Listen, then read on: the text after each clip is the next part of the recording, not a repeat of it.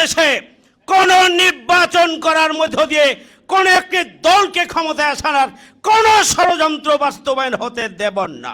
এদেশের জনগণকে সাথে নিয়ে আমরা তার প্রতিহত করব ইনশাআল্লাহ। কথায় কথায় আপনারা বলেন আপনারা বড় দল, আপনারা বড় দল না ছোট দল, একটা সুষ্ঠু নির্বাচনের মাধ্যমে তা প্রমাণিত হবে।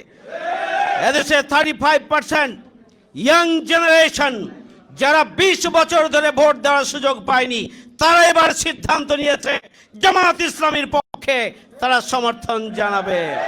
সুতরাং আগামী জাতীয় সংসদ নির্বাচন সুষ্ঠুকরণ, নিরপেক্ষকরণ, গ্রহণযোগ্যকরণ, ভোটের ভিত্তিতে নির্ধারিত হবে কারা বড় দল।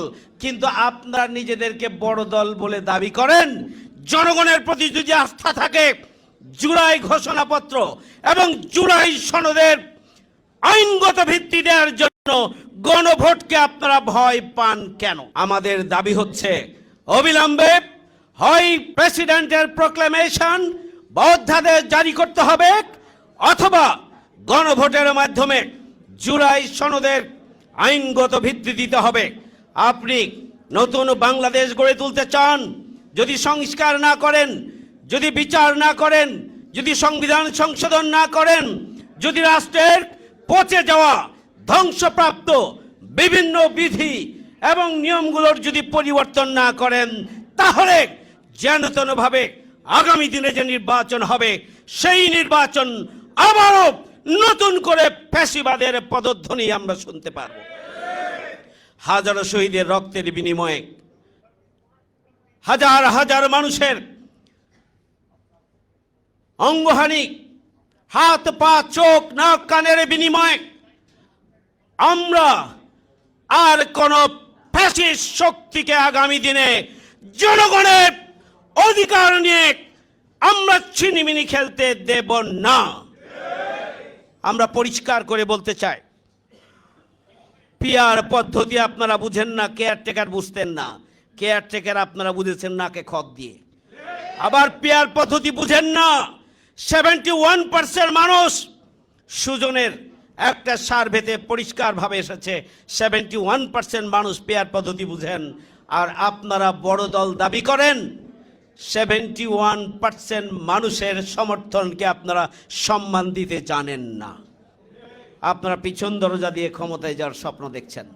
সংগ্রামী ভাই বন্ধুগণ, আমরা পিআর পদ্ধতির মাধ্যমে নির্বাচন ছাড়া বাংলাদেশে কোন নির্বাচন করার মধ্য দিয়ে কোন একটি দলকে ক্ষমতায় আসার কোন ষড়যন্ত্র বাস্তবায়ন হতে দেব না।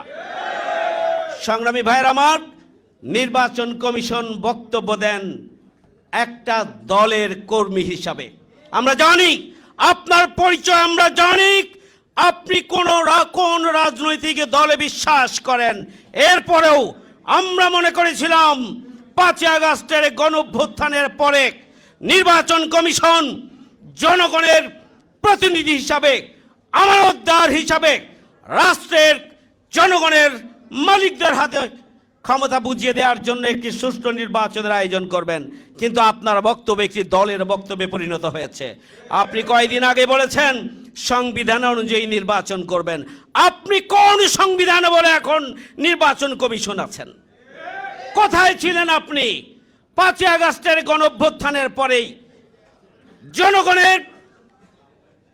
জনগণের অভিব্যক্তির যে সরকার, অন্তর্বর্তীকালীন সরকার, সেই সরকারের প্রক্রিয়ার মধ্য দিয়ে আপনি এসেছেন।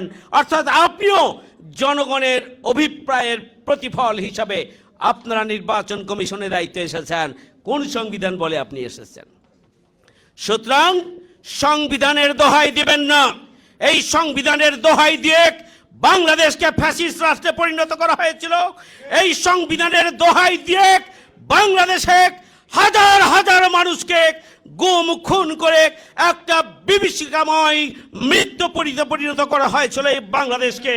আবার নির্বাচন কমিশনকে আমরা হুঁশিয়ার করতে চাই, পিআর পদ্ধতির বাইরে পছন্দ মতো আপনি নির্বাচন দিয়ে একটি দলকে ক্ষমতায় বসানোর যে চক্রান্ত করছেন, সে আশায় গুলে বাড়ি। আমরা এদেশের জনগণকে সাথে নিয়ে আমরা তার প্রতিহত করব ইনশাআল্লাহ। আমরা চাই আমাদেরকে পিআর পদ্ধতির মাধ্যমে দেশের অধিকাংশ মানুষের, অধিকাংশ রাজনৈতিক দলের অভিব্যক্তির ভিত্তিতে, সমর্থনের ভিত্তিতে আগামী দিনে আপনাকে পিআর পদ্ধতির মাধ্যমে নির্বাচনের রোড ম্যাপ ঘোষণা করতে হবে। সংগ্রামী ভাইয়ের আমার, জুলাই সনদের আইনি ভিত্তি দিতে হবে। এই জুলাই সনদের মাধ্যমে রাষ্ট্র সংস্কার এবং সংবিধান সংশোধনের মৌলিক নীতিমালাগুলো সংরক্ষিত থাকবে এবং এর ভিত্তিতেই আগামী দিনে পিআর পদ্ধতির মাধ্যমে জাতীয় নির্বাচন দিতে হবে।